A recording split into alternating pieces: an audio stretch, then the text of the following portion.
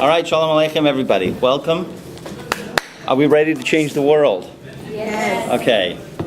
Here's the name of the book. For those of you who don't know, who saw in the advertisement. I met this woman in the land of Israel when I was there just a few months ago. I happened to see this book at a friend's house. I love the title. You Are What You Hate. Okay? So, she happens to have a study partner, a study group with this woman. So I happened to go and meet with the woman. We had a great conversation together and got her book and figure it's a great book that people should study. Okay? Because once again it says a spiritual productive approach to enemies. Okay? So having met the woman and seeing what how unbelievable the work is, right? So therefore, I figure it was an appropriate thing. And considering she was the one who my father-in-law always spoke about, who went through this very complicated work of a big Kabbalist by the name of the Leshem, who lived in the turn of the 100-something years ago, who was an unbelievable Kabbalist, and everybody likes to study this one text, and she was the one who went through it. Unbelievable. So therefore, I had to meet this woman, and so let's go. We're going to change the idea of this class as really to work on our change of perception. I always have a rule that perception, how you look at things, is 9/10 of the law. 9/10 of the law. Perception, how you look at things. The other 10th is your willingness to see it differently. Okay? Let me do an exercise with you before we even go. Okay? If I show this up simply, right? Everybody might recognize this. Everybody might recognize this classically as Inkblot. Take a deep breath. Everybody might recognize this as the Inkblot or a Rorschach. Rorschach, who was a psychologist, lived in the 1800s. While lying on the lawn with his kids looking at the stars, how his kids were able to make different things of the pictures of the stars and pictures like that, developed an unbelievable technique in being able to examine people, having what their reaction is to an Inkblot. So now I will ask you simply, if I would show you this, now I show you this now, okay? What do you see in this? Don't think too deeply at it, just what do you see? Okay. Which are? One is a face. And the other? A couple of women. Couple of women. Good. Hold on to those. Anybody else? Two people on the side and a bird in the middle of the top. Okay. That's what I see. That's what I see. I see that. Interesting. I'm glad that you're saying that. Write that down. Two people on the side who are... Each side and... Okay, fine. Okay? You saw... What was the first thing that you saw? A mask. A mask. Okay, because you saw a mask and you see two people on the side doing this, okay? Does that make you wrong or you wrong? They're both there. They're both there, okay? The idea here is, and this is the most important thing really of your life, that you're worth it to come to this class just to get this, okay? Is that you bring to the Inkblot only coming from your own experience.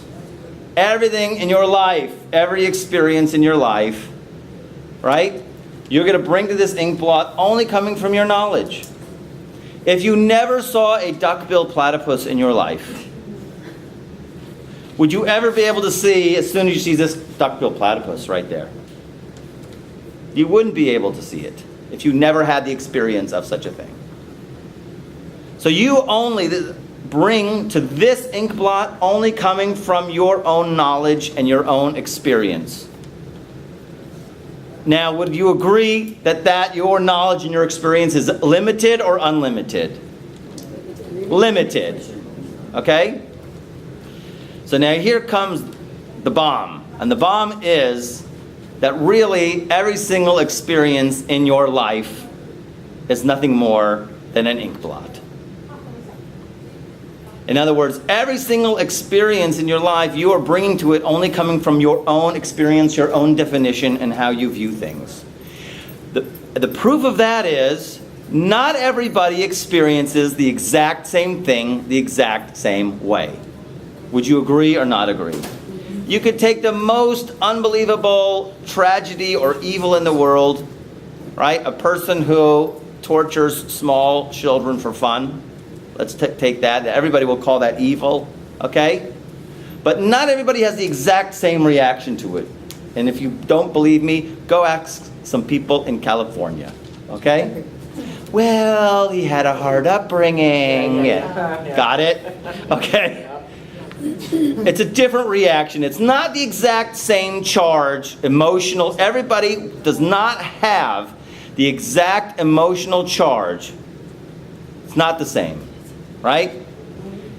My daughter, Shayna, she's unbelievable, such a princess, she's so beautiful, right? Everybody, yeah, she comes to synagogue and but meanwhile, some people say, oh, she's such a spoiled brat, okay? Not everybody has the exact same reaction to things. So therefore, you have to now ask yourself, where do they come from? Where does the reaction to the stimulus, whatever's out there, come from? So the bottom line is, it comes through you based on your own limited experience. Okay? So this comes from the Baal Shem Tov. We spoke about this last week. The Holy Master, the Baal Shem Tov, says an absolutely pure person will never see a flaw in anybody. It's unbelievable. He can walk down the street and see things and he's like, wow, everybody's so holy, right? But a person who will see a flaw in another person, really, the bottom line is, it's his own flaw that he sees in another form or another degree. In some other form or another degree, he will see that flaw. This comes from the famous line in Pirkei Avos, B'derech shadam molichinos, no, not that. This comes from a line in Pirkei Avos, Kol Ezu ha'acham, who is the wise man? He who learns from everybody, from every man. Which means if you see something, you can learn something from it. They asked, what do you learn from a thief? You see somebody who steals, and it upsets you. It has to come with emotion. It has to have an emotional charge, by the way. Okay? You see somebody who steals.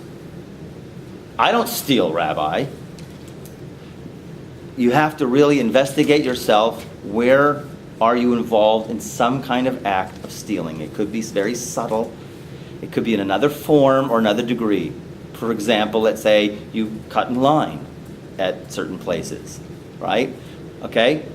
So then if you cut in line, you're stealing time. Or let's say you wake people up, right? You start sawing at 2 o'clock in the afternoon to 2 o'clock in the morning. You start building your sukkah, right? Hammering and chiseling and sawing away, which has happened to me in Israel, right? I don't know why. It's just amazing what goes into people's minds, how they start building their sukkah at 2 a.m., okay? Do you mind just not doing that right now, So you're stealing sleep from somebody. In some other form or some other degree, a person who was involved in that. And then he goes so far as to say, when you find that in yourself and you fix it, you will no longer experience that person to be that way anymore, or the person will be out of your life altogether. Okay? So this goes into something really dynamic that we always have to be aware of, called hashgacha pratit, which is total divine providence. God is orchestrating to perfect detail every experience in your life for you to grow. Okay? So if somebody passes by you, and the Baal Shem Tov had this story, he had an experience of some people who were desecrating Shabbos in front of him. He went to some place and he saw it and he's like, where do I desecrate the Shabbat? I don't desecrate the Shabbat. And he realized, there's a Gemara in the Talmud that's if you ever used a scholar for your own personal purposes, because a scholar is, they say, is compared to Shabbat. A scholar is equal to Shabbat. And if you ever used a scholar for your own personal purpose, can you hand me that pen? Or do you mind mopping this floor? Can you wash the windows for me? I'm going extreme. Okay? But if you as a scholar for your own personal purposes, that is desecrating the Shabbat. He went into his past, he realized where he had asked a certain scholar to do some personal thing for him, right? And therefore he found out where he desecrated the Shabbos, and then he understood and he was on the right track. Okay? So really, the way we look at it is, the world is a mirror reflecting back to us what we need to grow. It's a huge, dynamic, three-dimensional mirror. Okay? So if you go wake up in the morning and you look in the mirror and you see some blemish somewhere, right? No one goes and starts chiseling out the mirror. True or not? You're not going to go take your hammer and chisel out. No, you fix yourself first. Okay? Okay? So that's a first step as we go into a different dimension that we're going to go into in this course. Okay? As we're going to change our whole idea of reality, the way we view things, because it's very important, because once you view things differently, so then things will change for you. So now I make a demand. I want you to make a demand upon yourself to see something in here that you didn't see before. Not many of you shared, but those who did. Now, make a demand upon yourself to see something else that you did not see before. You see like little dog face on both sides, like a little puppy. Nice. What else? Anything else? In the center, below where I see a bird sitting, there's like a perch, and then there's like a pool or something underneath, it looks like. Like a fountain or something. Okay. I didn't see the bird before, and I also see a bell hanging down. Awesome. In the middle. And So- I see like, it looks like either a family of three or three people together, they're kind of going like, ta-da, like, we did it, whatever it is. Awesome. The idea here is flexibility. I see it this way. My habit is telling me to see it this way. I need to shift and try to see it, this dark spot in my life, a different way. If once I start to look at it or be open to see something different in a different way, so that's when it changes. Okay? And therefore, once I see it differently, my reaction changes, and therefore I have a different experience of it. Okay, so in there, now we're going to venture into dealing with our enemies. Here, I'm going to split these up, and you can pass them around. I don't know if there's enough copies for everybody. Okay? Rabbi, Yeah. what's the name of the author of this book? Her name is Sarah Yehudit Schneider. We're going to start on the first page. The page here that I have there was a straightforward definition of enemy. Okay, like I said, there might not be enough copies for everybody, so some people might have to share. It is in the book. You don't need a copy. We're going to start on this first page that you have, which is really chapter 2, page 10. Is the enemy generally is the Yetzirah?